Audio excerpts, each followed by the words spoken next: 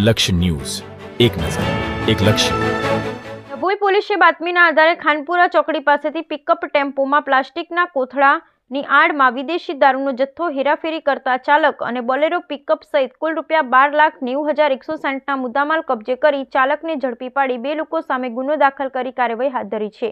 ડભોઈ પોલીસને પાક્કી બાતમી મળી હતી કે સફેદ રંગની બોલેરો પિકઅપ ટેમ્પોમાં પાછળના ડાલામાં પુસ્તીના મિનિયાની નીચે ચોરખાનું બનાવી પિકઅપ ગાડી લઈ છોટાઉદેપુરથી નીકળી ફરતી ફૂઈ થઈ કાયાવરોહણ તરફ જવાની છે. આધારે ડભોઈ પીએસઆઈ LH ગોહિલ અને ડી સ્ટાફ જવાનો PI KJ ઝાલાની સૂચનાથી વોચ રાખી રહ્યા હતા.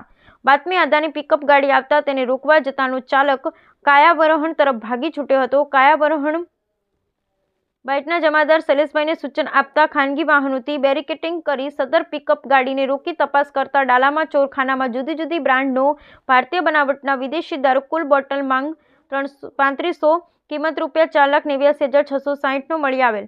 પોલીસે પિકઅપ ટેમ્પો સહિત એક મોબાઈલ અને મુદ્દામાલ સાથે કિંમત ₹12,90,160નો મુદ્દામાલ કબજે કરી દારૂની હેરાફેરી કરતા નાનલાભાઈ રતુભાઈ વાસ્કલે રહે મોકડિયા તાલુકો કાઠીવાડ જિલ્લો અલીરાજપુર નાઓની ધરપકડ કરી દારૂ ભરી આપનાર દિનેશ તોમર રહે અલીરાજપુર નાઓને વોન્ટેડ જાહેર કરી કાયદેસરની કાર્યવાહી હાથ ધરી છે.